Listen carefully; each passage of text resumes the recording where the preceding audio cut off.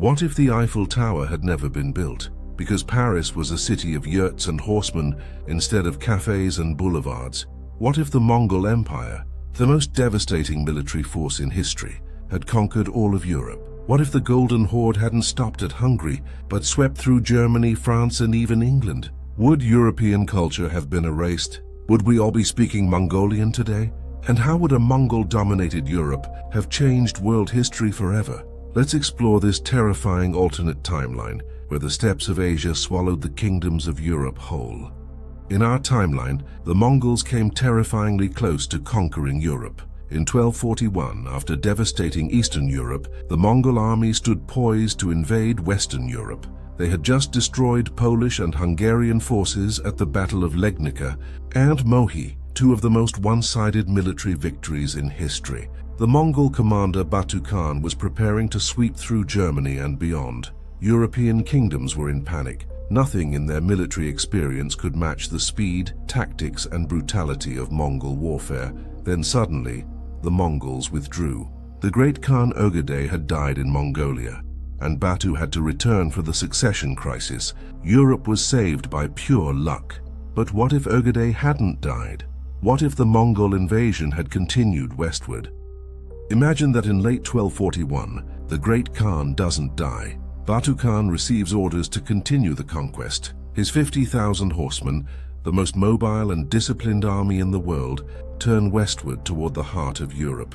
The Mongol strategy is brilliant and terrifying. Fast-moving cavalry units sweep across the countryside, destroying any resistance before kingdoms can organize defenses. Mongol psychological warfare spreads absolute terror.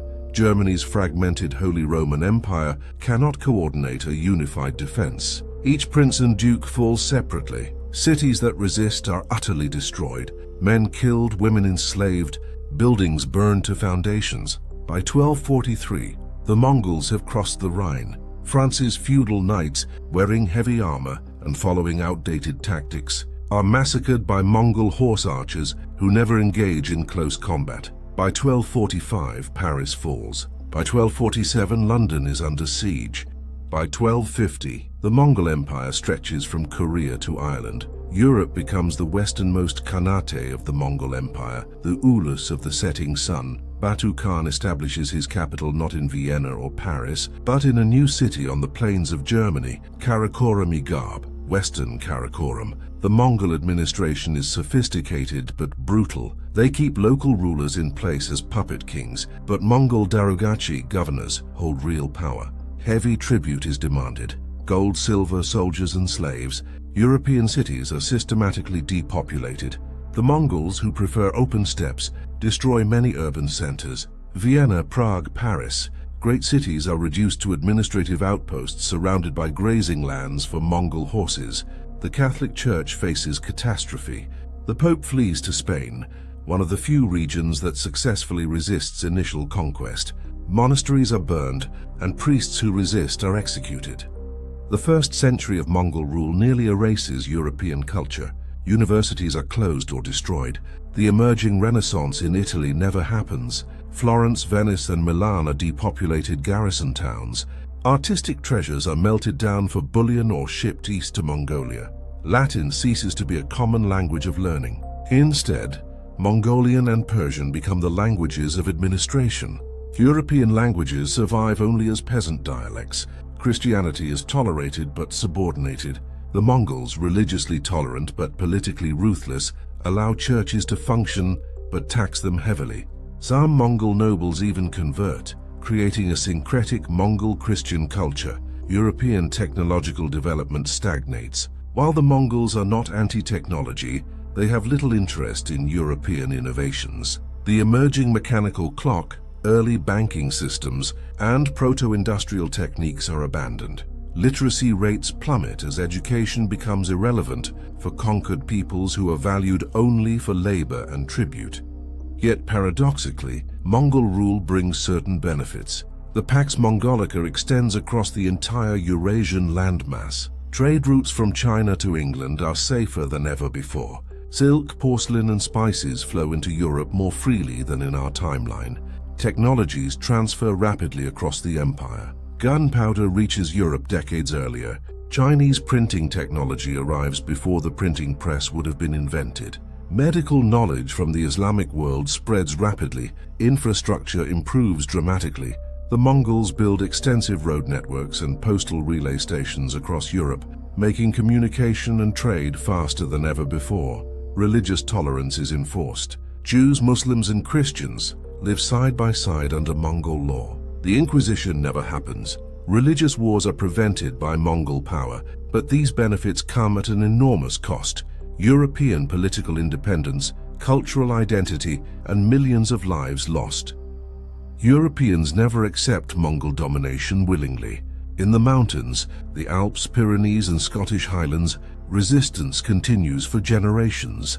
Guerrilla fighters harass Mongol patrols, preserving remnants of European military traditions.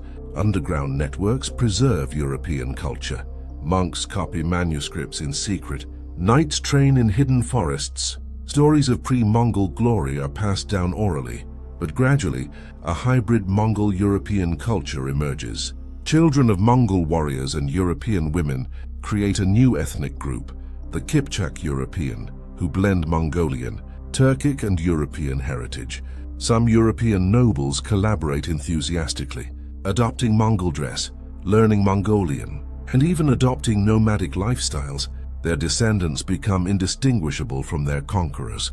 By 1350, Europe looks nothing like our timeline. It's a patchwork of Mongolian yurts and depopulated stone cities, where horse-riding nomads rule over agricultural peasants.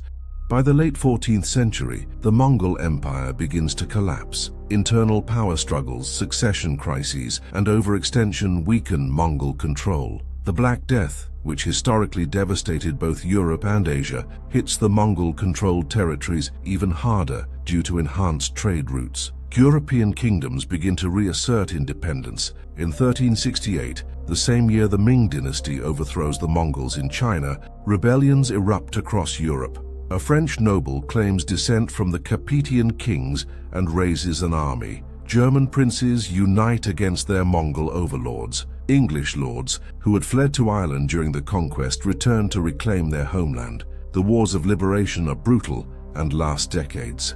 But Mongol power is fading. By 1400, independent European kingdoms re-emerge, but they're profoundly different from those that existed before 1241. The Europe that emerges from Mongol rule is unrecognizable. Political structures are different. Feudalism was destroyed by Mongol conquest. The new kingdoms are more centralized and bureaucratic, borrowing from Mongol administrative techniques. The Renaissance, delayed by 150 years, finally begins around 1450. But it's different, influenced heavily by Persian, Chinese, and Central Asian art and philosophy that flowed into Europe during Mongol rule. Language has changed dramatically. French, German, and Italian are peppered with Mongolian and Persian loanwords. Mongolian words for administration, military, and trade are permanently embedded. Military tactics are revolutionized. European armies now emphasize mobile cavalry and combined arms tactics learned from their former conquerors. Heavy armor and castles are seen as obsolete. The Catholic Church is permanently weakened. Religious diversity, enforced during Mongol rule, persists. Protestant-style reforms happen earlier as Christianity adapts to a post-Mongol world. European exploration and colonization would be fundamentally altered. Without the wealth and confidence of our timeline's Renaissance, Europe might not dominate global exploration. Portuguese and Spanish voyages might be delayed or never happen. However, the memory of Mongol conquest might drive Europeans to explore desperately, seeking lands beyond Mongol reach, places to rebuild European civilization without fear of nomadic invasion. European colonies in the Americas might be refugees rather than conquests, places where European culture could survive unmolested. The colonization would be more desperate and perhaps more violent. Alternatively, a Mongol-influenced Europe might be less aggressive colonially. Having experienced conquest themselves, Europeans might approach other civilizations differently. The technological gap might be smaller too. Without Europe's unique development path, they might not have the overwhelming military advantage they had in our timeline.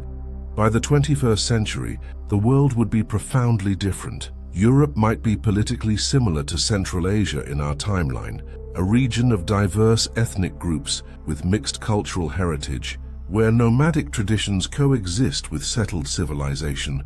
Western civilization as we know it might not exist. The Enlightenment, scientific revolution and industrial revolution might never have happened, or happened elsewhere, perhaps in China or the Islamic world. Global power centers would be different. Perhaps China or the Middle East would dominate the modern world instead of Europe and America. Languages would be different. English, if it exists, would be filled with Mongolian words. The Latin alphabet might have been replaced by Mongolian or Arabic script. Technology might be more advanced in some areas, less in others. Mongol-era technology transfer might have prevented Europe's unique path but created different innovations.